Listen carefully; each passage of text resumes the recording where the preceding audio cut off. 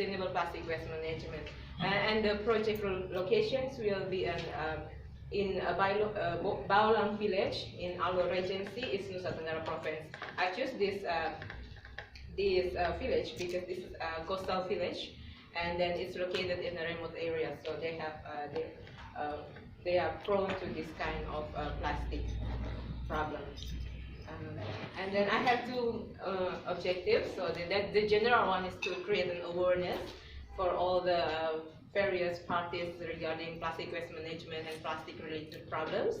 And then the specific ones is to motivate active roles of various parties. So actually to create a media for them to communicate with each other. And then the second one is to provide bottom-up regulations. So I want to create bottom-up policies regarding plastic waste management. So in order to achieve the objective, I will do two main activities. So the first activities is to provide technical guidance to initiate communication, information, and media. So in this activities, my main output will be a blog, and SOP, standard operating procedure for the blog, and then the WhatsApp group. And for the second one, my activities will be to assist the village government to create a draft of village regulation regarding plastic waste management, and the output would be a draft of village regulations on sustainable plastic waste management. So after all the objective and then the activities and the output that I wanted to have, so what are the possible concerns and then possible prevention actions? So I break down all my activities, possible activities, and then what are the concerns, what are the risks to the activities, and then I say prevention because it's not a solution, because I think it's better to use the word prevention. Can anyone guess what is the big main constraint here after I break down all of this? Yeah. Behavior. So I think the problem will be I'm going to involve volunteers, and then mostly volunteers. So it's probably there will be not many people who would like to be volunteers. You know, it's not our habit to be a volunteer working with others, and then. There's also, you know, because I work with the villagers, and then it seems like probably they don't really literate to computer, so they probably know, but you know, it's a kind of our habit. So, oh no, I'm so ashamed to come, and it's a kind of behavior problem that I think I will face in the future when I do this kind of activities. So what are the prevention actions? So, because the concern is behavior, I think better to do the prevention action using the behavior as well. So it's supposed to be the behavior change in the long term, but what I can do is give education to them, and then be advocacy, and then use a kind of personal approach to all the villagers or all my targeted volunteers. Yes, and then these are my schedules divided into two activities. So one activity is about providing the media for the villagers to connect with the outside world. These are mine, so it's selecting the volunteers up to the monitoring and evaluation for the blogs. And the second activity is about the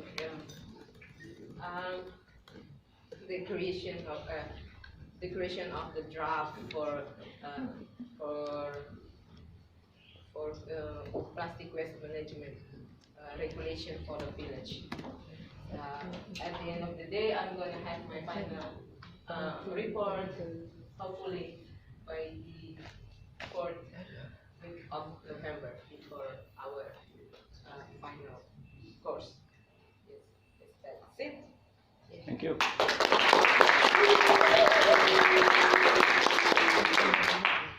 Questions? Feedback? Yeah. Can we go back to your that one? Yeah.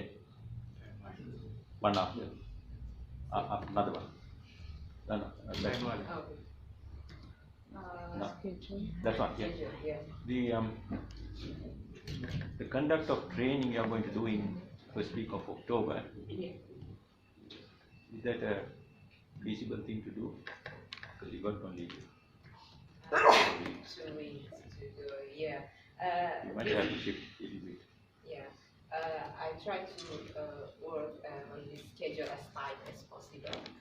So I push myself to work on this on the first week of October. So just in case if I have to move backward, then it's only take me 1 week. Yeah. Yeah. So otherwise it's going to be difficult for me to take the project.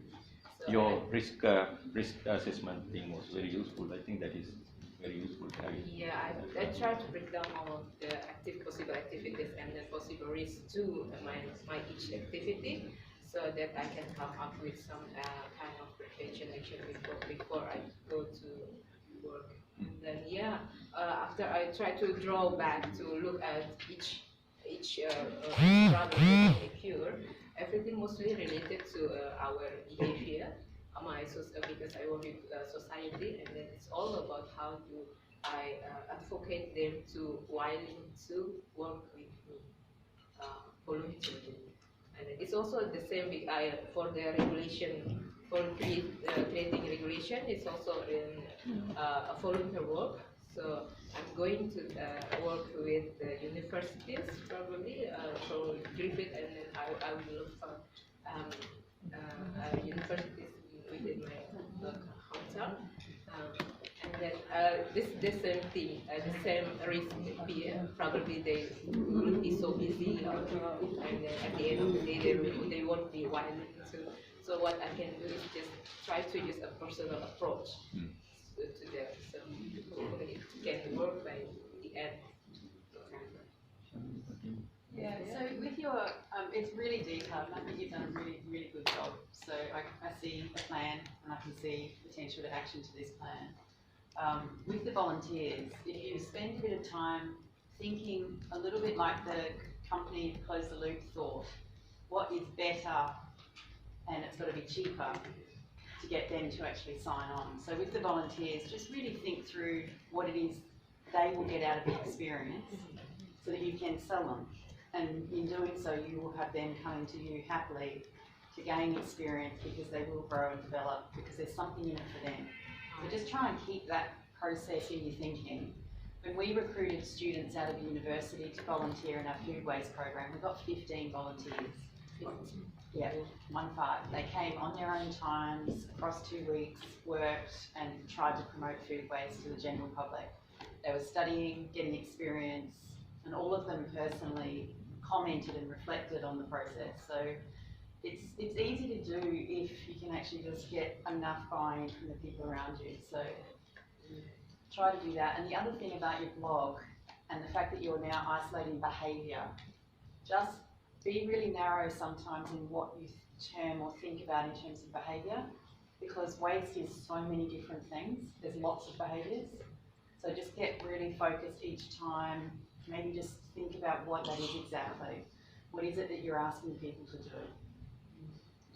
Yeah, so regarding the blog, one of the constraints I think is probably I won't get enough material for the blog.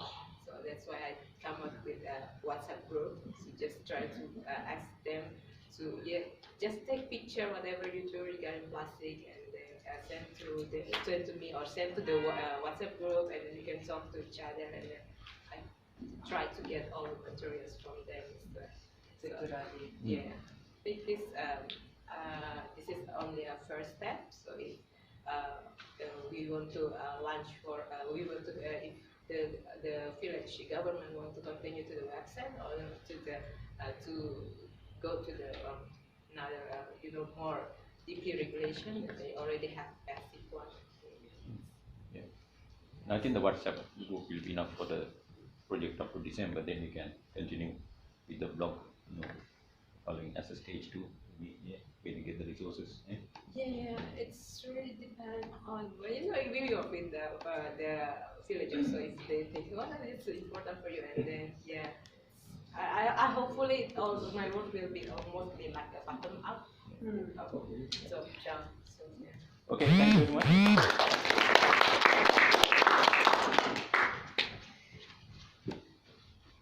Next, number 2.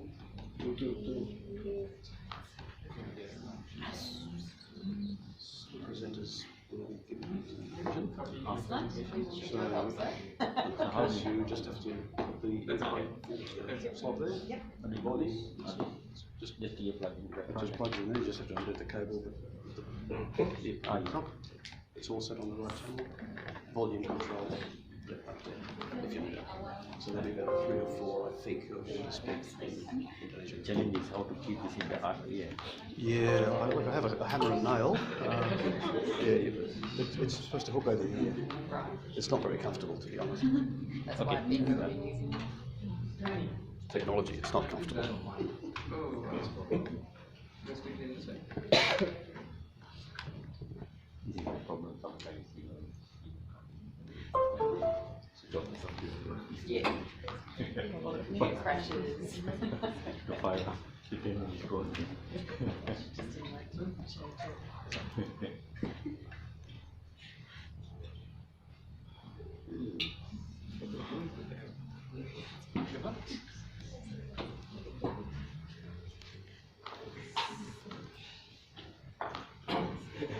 Okay, good morning everyone.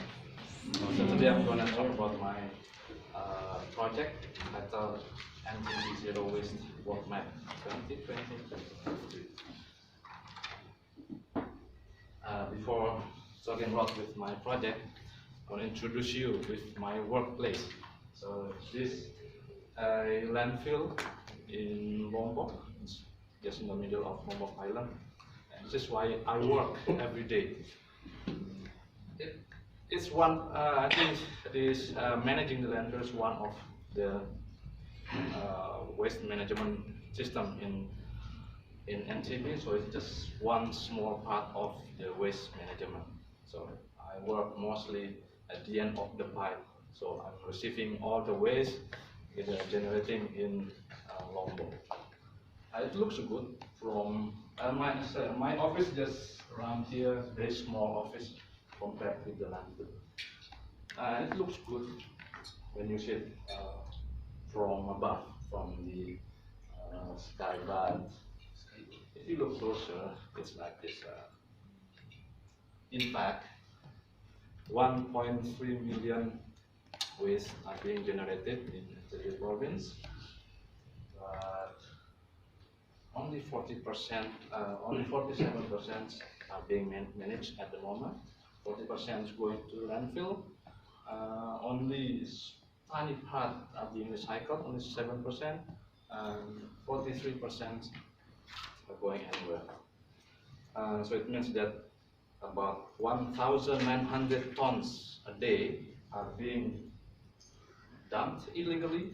So there are some dumped inside, some spot is illegally dumped, and some goes to the river, and maybe probably that most of them are going to the ocean.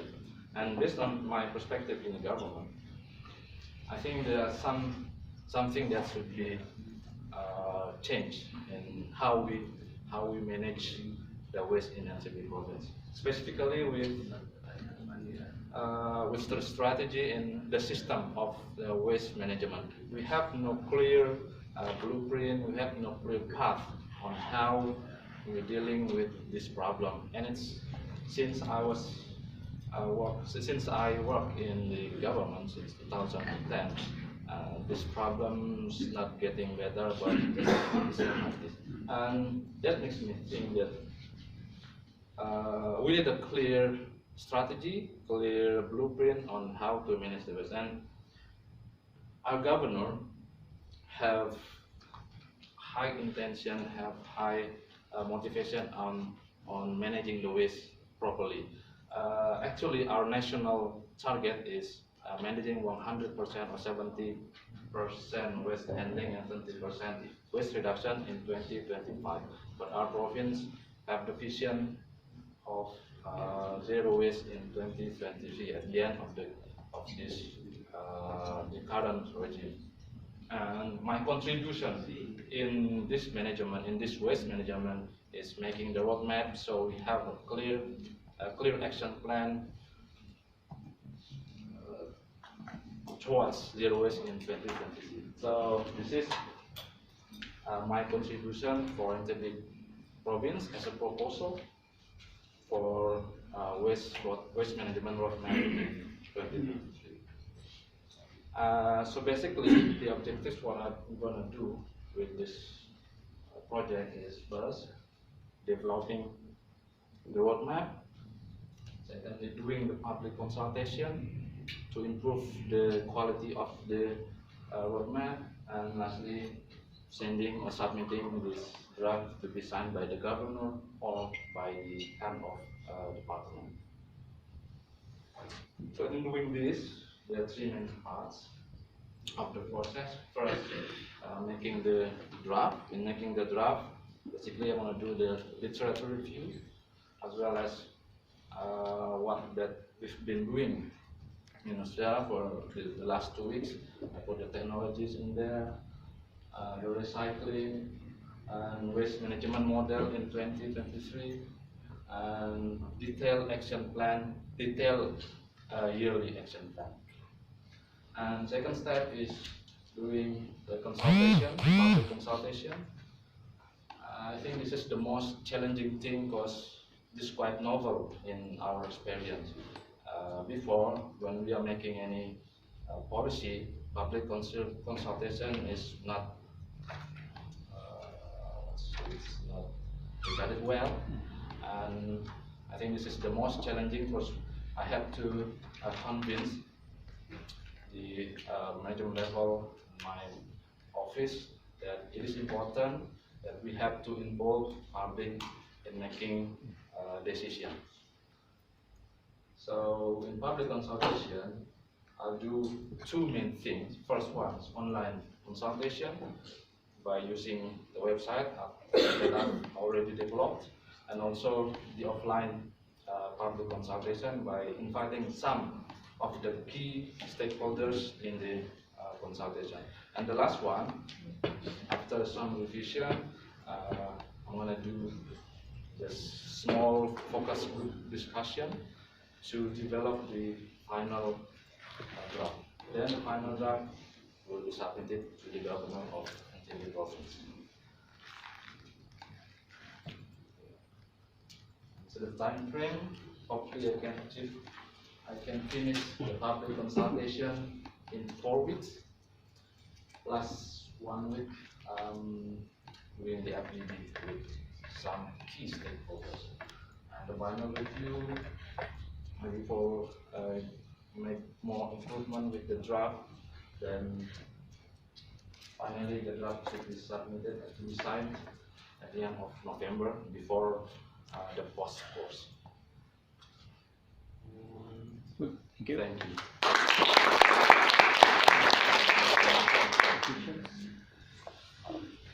Questions? Thank you for not giving any questions. So you can Question. yeah. Oh, okay. From you. Yeah, Tim. Yeah, I would like to know why do you consider 4-week consultation to the public? Apart from this, what is it? Timeline. So I'm just wondering, would that be kind of short for public consultation, or how? What do you think? Yeah, actually, to be honest, I think we have not much time for doing the public consultation because based on Victoria experience, they're doing the online public consultation for 2 months, and I hope that just before publishing the link for online submission. I'm gonna do like pre-publication to some of the stakeholders that I'm gonna do a public consultation through online submission, and so hopefully that gives them some information when the link open to be for submission, that they have general idea what kind of consultation is needed. Well, basically, to be honest, maybe I need more time, but just let's see in 1 month how many submissions that I could get. Because when dealing with too much information, it's going to be quite difficult to analyze the information that given by the public. So I just keep for which timeline to give me time also to analyze all the data. If too much time, then it's too much information, it's also going to be very difficult to analyze. I think That's perfectly fine, because this process normally takes 1 to 2 years in a normal situation. Yeah. So try your best out and see what you can come out in December. And down the track, you can do further improvements. But this is the start. So I think it's best to do your best within those few months. The South Australia strategy is a good example to follow, and the Victoria strategy. So there are good examples from Australia we can take on board. Yeah. Okay, thank you.